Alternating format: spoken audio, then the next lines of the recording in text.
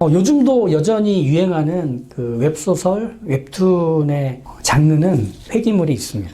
주인공이 살았을 때의 모든 기억을 다 갖고 과거로 다시 돌아가서 사는 거죠. 그거 자체가 이미 그 시대에서 갑이 되는 거고 강자가 되는 겁니다. 언제 무슨 일이 벌어질지 알아요. 누가 무슨 일을 벌일지도 알아요. 그러니까 미리 다 차단하죠. 그런 면에서 완전 사이다입니다. 기억뿐 아니라 경험과 기술까지 다 갖고 과거로 가버렸기 때문에 그 사람은 다 할 줄 아는 거예요.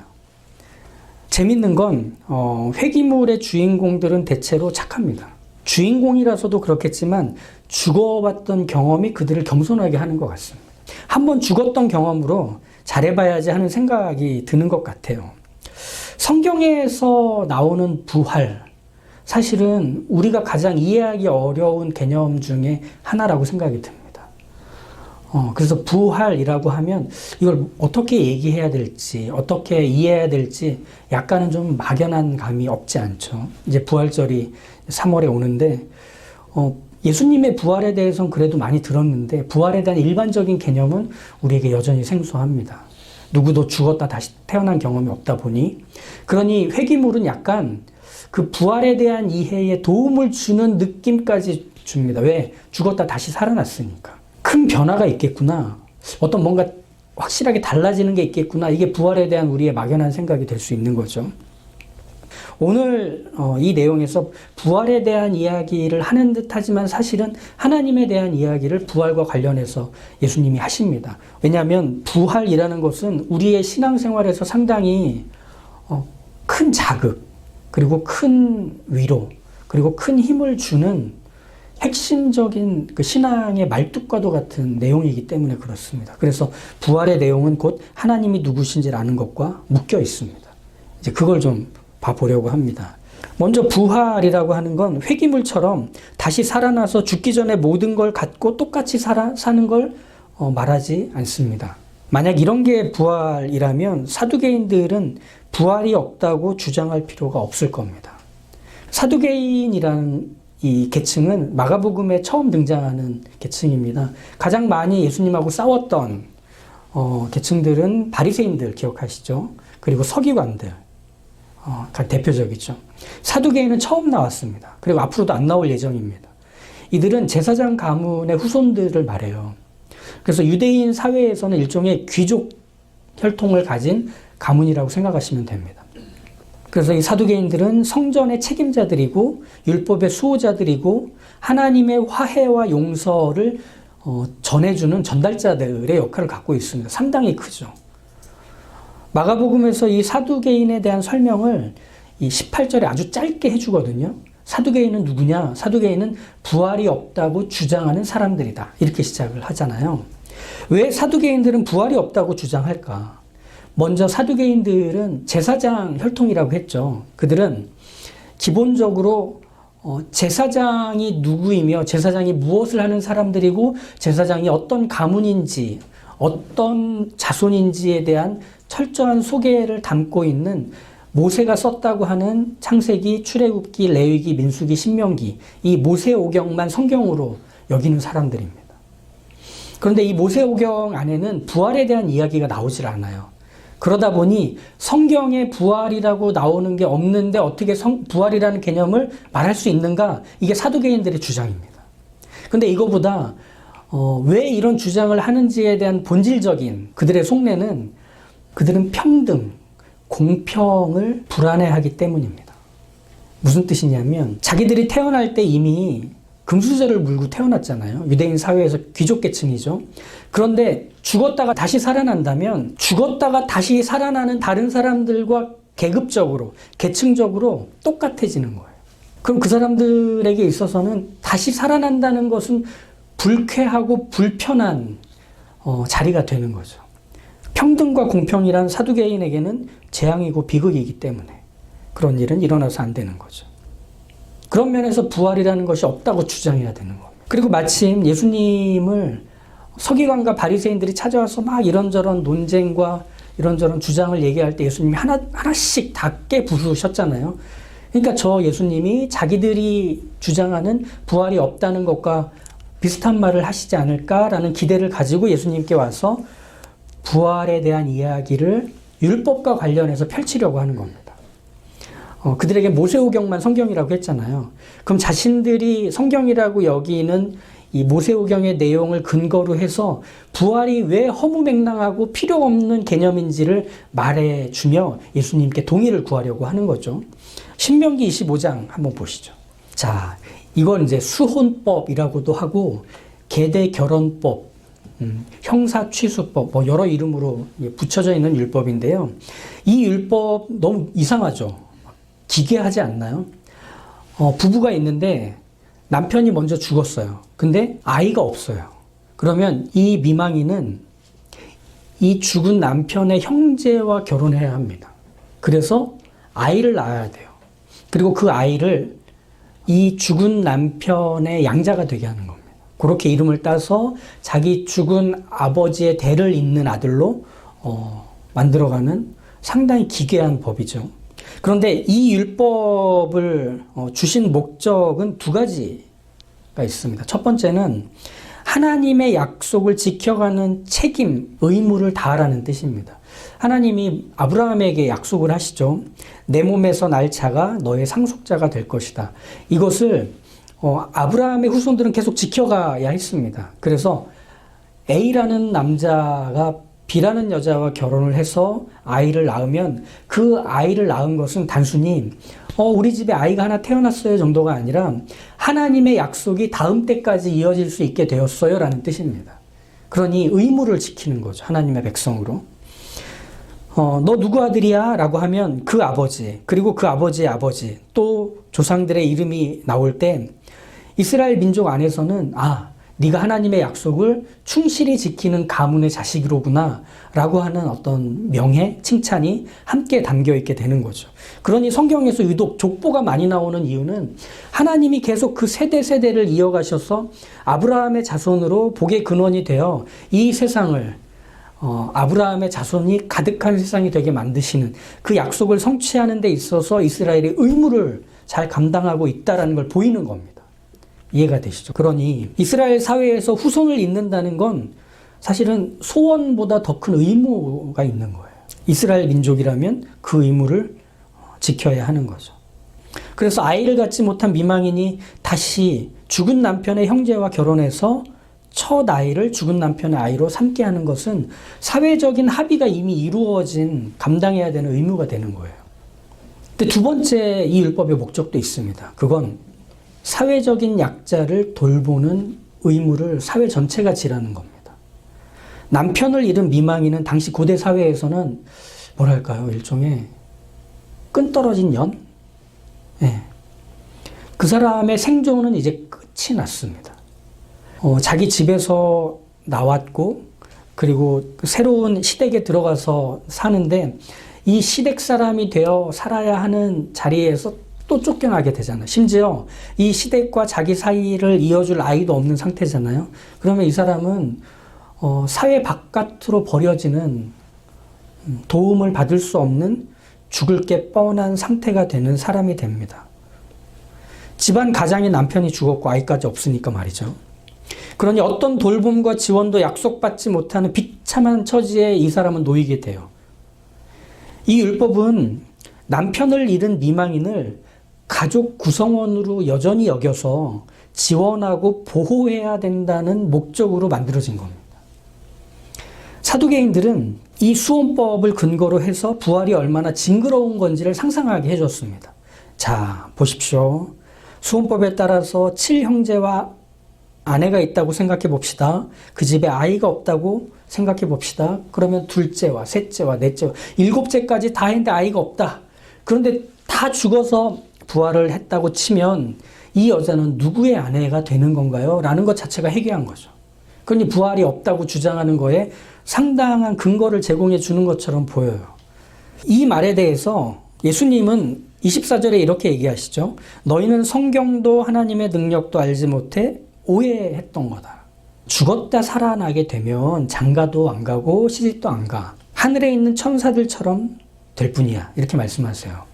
여기서 많은 억측들을 만들게 됩니다. 부활을 한다는 건 죽기 전에 있었던 모든 관계들을 다 청산하고 새로운 관계가 맺어지는 건가 봐.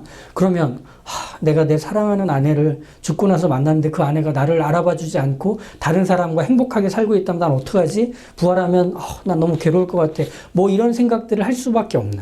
그리고 천사가 된다는 건 죽고 살아나면 등 뒤에 날개가 달려있고 그리고 원반이 떠다니는 뭐 그런 상태가 되는 건가? 우리가 금방 우리가 알고 있는 방식으로 이 부활을 이해하게 되죠. 그런데 예수님이 말씀하시고 싶은 이 부활에 대한 현상의 그 내용은 이런 거예요. 부활은 그 전과 그 후가 완벽하게 다른 것이 부활이다. 죽기 전에 우리의 상태와 죽은 이후에 죽고 나서 부활한 우리의 상태가 두 개가 완벽하게 다른 것이다. 그러니 회귀물이라는 것은 부활과 상관이 없는 개념인 거예요. 죽기 전으로 돌아가는 것은 그런 게 없는 거죠. 그리고 나서 예수님이 26절과 7절에 이렇게 말을 이어가시죠. 죽은 자가 살아난다는 것을 말할진대 너희가 모세의 책 중 가시나무 떨기에 관한 글에 하나님께서 모세에게 이르시되 나는 아브라함의 하나님이요 이삭의 하나님이요 야곱의 하나님이로라 하신 말씀을 읽어보지 못하였느냐. 하나님은 죽은 자의 하나님이 아니요 산 자의 하나님이시라. 너희가 크게 오해하였도다. 자, 앞에서 말씀드린 부활의 어떤 현상 에 대한 얘기와 뒤에서 나오고 있는 이 산자의 하나님이라는 얘기가 이렇게 이어지시나요? 잘 안 이어지시죠. 오늘 이 정리가 완벽할 수는 없겠지만 이 정리를 통해서 좀 디딤돌 하나를 갖는다 생각하시고 들어보시면 좋을 것 같아요. 부활을 먼저 생각할 때 부활은 하나님이 누구시냐를 뿌리로 해서 나온 열매라고 생각하시면 됩니다. 그래서 예수님이 산자의 하나님이라고 말씀하실 때 여기에 부활의 의미가 담기는 거예요. 즉 하나님은 산자의 하나님이시기 때문에 죽은 자를 살리는 부활은 하나님께 당연한 거가 되는 거죠. 이 부분을 사두개인이 수훈법, 이 율법을 가지고 얘기했잖아요. 우리도 이 수훈법의 목적의 하나를 가지고 이 부분을 설명해 보죠. 7형제와 아내 이야기에서 이 아내는 율법의 의무를 지키는 사회와 6형제 덕에 이 땅에서 경제적인 어려움 없이 자기 명을 다 지켜 살다가 죽었을 겁니다. 심지어는 7형제보다 더 살았을 겁니다. 뭐 상상의 이야기일 테니까. 예수님은 사두개인들이 극적으로 연출한 이야기를 하나님의 성품과 연결지어서 말씀하시는 거죠. 하나님께서 이 율법을 주신 건 끈떨어진 연처럼 사회에서도 집안에서도 버림받을 게 뻔한 이 한 미망인을 살리기 위한 목적으로 이 율법을 허락하신 걸 잊지 마라. 이 뜻입니다. 좀 더 보죠. 이 미망인은 누구냐면 사회적인 약자, 그리고 어떤 돌봄도 받지 못하면 죽을 수밖에 없는 비참한 인생, 이 정도로 하나님이 여기시지 않는 겁니다. 어떻게 하나님이 이 사람을 보시느냐면 이 법을 지키는 주체로 이 율법 안에 담으셨어요. 그래서 이 미망인은 아이 낳는 기계도 아니고 남편의 소유, 부속품도 아니라 남편과 동등하게 가정을 세우는 주체로 여겨주시는 거예요. 그래서 어떻게 하죠? 남편이 죽고 나서 이 여자가 남편의 형제에게 가서 이 율법을 따라서 결혼하자고 하는 거예요. 그런데 이것을 지키지 않으면 이 여자가 성읍의 장로들을 찾아가요. 그래서 마을 사람들을 모아놓고 그 법을 준수하도록 장로들에게 요구하고 마을 사람들이 증인이 되도록 세웁니다. 그런데 여기서 그 율법을 지키지 않는 남편의 형제에 대해서 누가 신발을 뺏고 누가 별명을 지어주고 누가 침을 뱉느냐면 다 이 미망인이 하는 겁니다.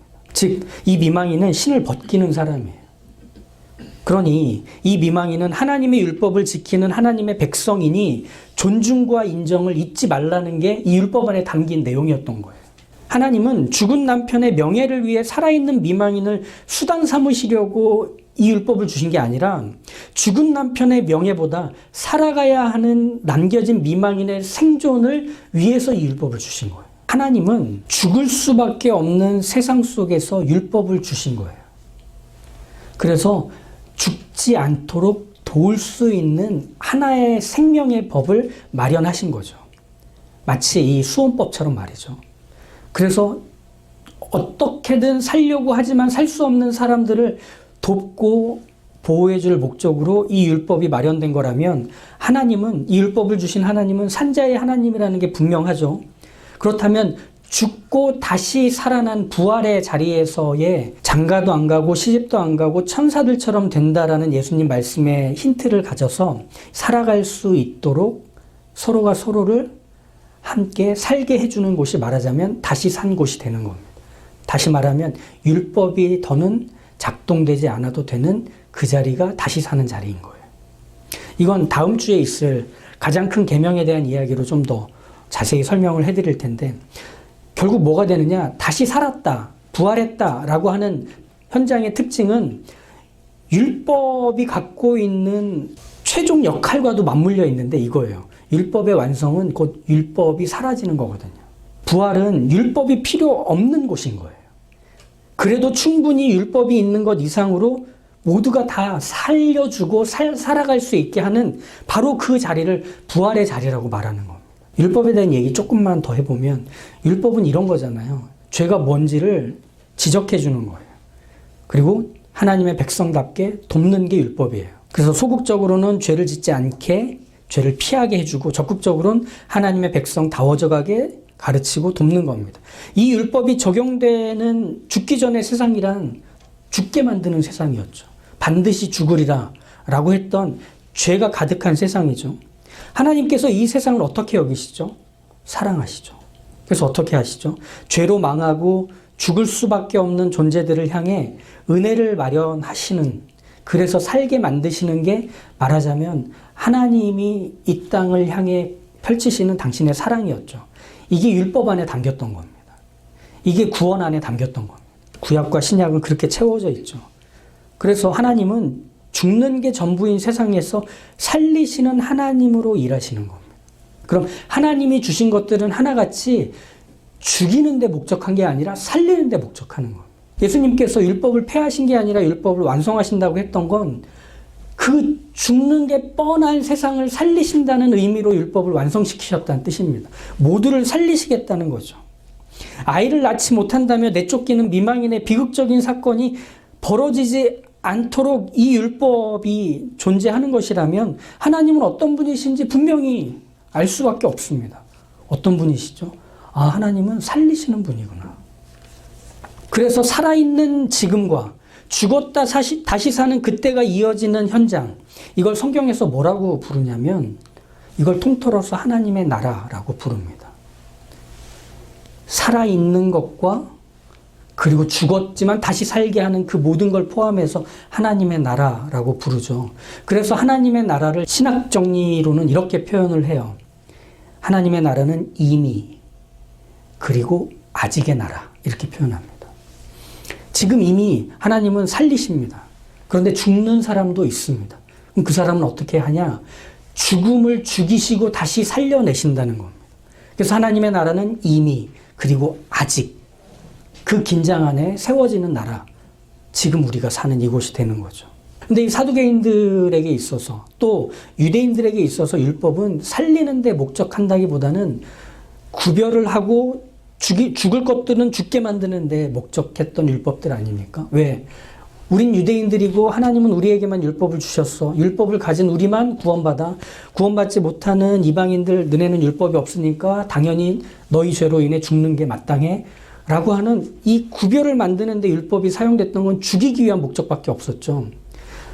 율법을 이렇게 이해하지 못한다면 율법은 사람의 율법, 사람의 계명이 됩니다. 이사야 선지자는 바로 그 부분을 이렇게 지적해요. 주께서 이르시되 이 백성이 입으로는 나를 가까이 하며 입술로는 나를 공경하나 그들의 마음은 내게서 멀리 떠났나니 그들이 나를 경외함은 사람의 계명으로 가르침을 받았을 뿐이라. 사람의 계명, 즉 사람의 율법을 배울수록 사람들은 하나님을 모르고 자기가 그걸 지켜가고 있고 알고 있다는 사실만으로 만족하고 자랑하는 것에 멈춘다는 겁니다. 이걸로 누굴 살리느냐, 이걸로 누굴 도울 수 있느냐, 이걸로 누구를 세워줄 수 있느냐에 대한 고민은 없고 내가 그걸 지켰다, 내가 그걸 따랐다, 내가 그걸 알고 있다만으로 자기의 신앙의 자리를 확고하게 만드는 것이 이 율법이 사람의 율법이 되는 모습이라는 거죠. 유대인들이 가졌던 모습이 바로 거기에 있습니다. 반면 하나님의 율법, 하나님의 계명이라는 것은 계속해서 하나님을 알게 해줍니다. 하나님의 율법을 통해서 하나님을 알게 된 사람은 하나님이 사람을 살리는 걸 원하시는 하나님이라는 걸 계속해서 배우게 됩니다. 그래서 율법을 지킨다는 것은 단순히 내가 이걸 잘 지켜왔어 정도가 아니라 사람을 살리는 일을 하고 있어 라는 이해 안에서 그 일을 감당해 가는 거죠. 병원에 가면 늘 분주하고 시끄러울 수밖에 없죠. 늘 바쁘죠. 왜? 많은 사람들을 살려야 하기 때문에 많은 장비와 물품과 수고하는 인력들이 수시로 왔다 갔다 하게 돼서 사람을 살리는 일이라는 것이 뭔지를 우리는 시청각으로 한 번에 다 보게 됩니다. 누군가를 살린다는 건 어마어마한 에너지가 필요한 일입니다. 그리고 그건 지속적으로 일어나야 하는 일이 되어야 합니다. 사람은 누군가를 살리기에는 그렇기 때문에 적합하지 않은 존재예요. 어울리지 않아요. 나 하나를 위해서만 살아가는 게 익숙한 존재이기 때문이죠. 병간호를 하는 그 환자의 가족들의 표정을 보면 편안한 얼굴 하나도 없습니다. 다 지쳐있고 건드리면 폭발하기 직전의 상태를 얼굴에 가득 담고 있습니다. 왜? 누군가를 도와준다는 것, 누군가를 살려낸다는 것은 사랑하는 가족이어도 버티기 힘든 것이기 때문에 그래요. 그러니 율법을 가지고 누군가를 살리는 일을 한다? 그건 너무 귀찮고 힘들고 버거운 일입니다. 한 번은 어쩌다 할지 몰라도 그걸 두 번, 세 번 하는 건 불가능할 수도 있어요. 그래서 사람을 죽이는 것만 안 하면 돼 라는 정도에서 끝내고 싶은 게 사람의 율법인 거예요. 근데 하나님의 율법은 수혼법, 계대 결혼법을 통해 하나님은 성읍의 장로들을 움직이시고 하나님은 성읍의 사람들과 가족과 친지를 불러 모으시고 이 한 가여운 여인을 가정을 세우는 주체라는 걸 알리셔서 이 사람을 돌보고 지지하고 편들어주고 살게 만드시는 그 하나님은 얼마나 대단한가. 하나님은 죽이시는 하나님이 아니라 살리시는 하나님이라면 부활은 너무나 당연한 개념으로 우리에게 받아들여질 수밖에 없는 거죠. 하나님은 그런 하나님이십니다. 한 아사리온에 팔리는 참새 2마리도 하나님의 관심 밖에서 땅에 떨어져 죽지 않습니다.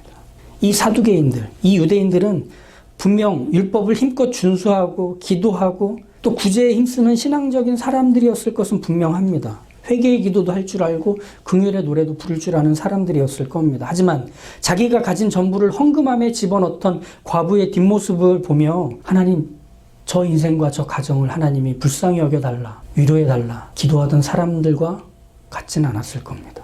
늘 성전 미문에 앉아 구걸하던 안전뱅이가 오늘 아침은 먹었는지, 오늘 벌어온 수입들로 저녁에 양식을 들고 들어갈 수 있는 건지 궁금해하며 지금 내가 뭘 해야 될지를 고민하는 일도 그들이 아니었을 수 있습니다. 사두개인들, 유대인들, 심지어 어쩌면 우리도 여전히 사람의 율법 안에 갇혀서 우리의 종교가, 우리의 신앙이, 우리의 믿음이 누군가에게 살게 해주는 기회를 마련해주고 그것이 비록 버겁고 헐떡일 만큼 힘든 일이어도 그 일을 조금이나마 해낼 수 있는 것에 우리가 손을 내밀지 못한다면 우리는 종교 생활을 하는 것일 수 있습니다. 하나님의 하나님 되심을 모르는 증거가 거기서 나올 수 있다는 얘기입니다. 하나님의 하나님 되심은 죽음이란 무거운 채찍을 들고 우리의 인생 안에서 우리를 사정없이 내리치는 걸로 증명하시는 게 아닙니다. 죽을 수밖에 없는 우리를 살리시는 걸로 하나님이심을 증명합니다. 죄를 지적하고 벌을 주시면서 너넨 틀렸고 내가 옳아 라며 하나님 자신을 증명하시는 게 아니라 그럼에도 불구하고 용서하시고 받아들이시는 것으로 하나님 되심을 증명하시는 분이십니다. 불의한 세상 속에서 불의하게 사는 죄인들을 힘껏 끌어안아 그들을 당신의 자녀로 만드시는, 소유로 만드시는 걸로 하나님이심을 증명하십니다. 이게 바로 산자의 하나님, 살아있도록 만드시며 살게 하시는 그 하나님의 하나님 되심이 되는 거죠. 그러니 부활이라고 하는 것에서는 우리가 반드시 이 사실을 떠올려야 합니다. 하나님은 누구신가? 하나님은 살리시는 하나님입니다. 부활은 그것의 열매다. 우리가 죽을 것 같은 자리에 놓여 있을지라도 거기서 여전히 하나님의 일하심은 멈춤이 없다. 우리를 기어이 그 자리에서 살려내신다. 하나님은 어떻게든 살아가는 존재들도 살피시고 또 감사하게도 어떻게 해도 살 수 없는 존재까지도 더 열심을 다해 살리시는 하나님이시다. 그 형편과 그 수준이 바닥을 치며 아무도 도울이 없는 것처럼 보이는 자리에 하나님이 그들을 살리시기 위해 감행하시고 뛰어드신다. 이게 부활을 통해 우리가 확인해야 되는 살리시는 하나님, 산자의 하나님이 되시는 모습인 거죠. 이게 부활 신앙입니다. 그래서 우리는 그 하나님으로 인해 쉽게 죽지 않습니다. 죽음이 우리를 위협하는 가장 크고 가장 강력한 힘이며 세력이며 자리처럼 보여도 거기에 여전히 하나님이 계십니다. 내가 사망의 음침한 골짜기로 다닐지라도 내가 두려워하지 않으면 주께서 나와 함께 하심이라. 주의 지팡이와 주의 막대기가 나를 안전히 지켜주시기 때문이다.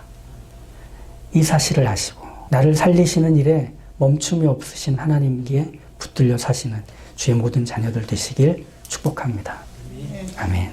뭐가 이렇게 죽을 것밖에 없는 것처럼 보이는지 모르겠습니다. 돈 없어 죽을 것 같고, 아파 죽을 것 같고, 외로워 죽을 것 같고, 힘들어 죽을 것 같고, 자식들이 내 말 안 들어 죽을 것 같고, 배우자가 내 맘 같지 않아 죽을 것 같고, 괴롭고 지치고 뭐 하나 되는 일 없어 죽을 것 같은 우리의 삶은 그렇게 죽음의 연장, 죽음의 현실, 그리고 죽음의 운명인 것처럼 보이는 매일매일이 계속되는 것처럼 여겨집니다.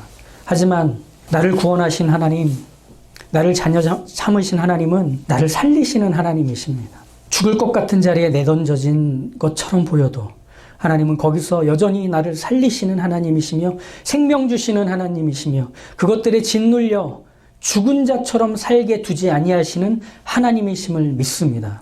아브라함의 하나님, 이삭의 하나님, 야곱의 하나님이 곧 나의 하나님이 되셔서 모든 산자들을 살게 하시며 모든 산자들을 하나님 손바닥에 새기셔서 그들의 이름을 잊지 않으심으로 그들을 영원한 삶의 자리, 생명의 자리, 살아 움직이는 자리에 서게 하시는 하나님이심을 기억하오니 하나님, 잊혀질 때마다 그 하나님 우리 안에 찾아오셔서 우리 안에서 죽음이 주인되지 않도록 저희에게 왕되심을 선포하여 주십시오. 내가 살아있음을 증명하여 주시고 살아있는 자로 살아가는 일에 힘쓰도록 저희에게 믿음 더하여 주시옵소서. 예수님의 이름으로 기도합니다. 아멘.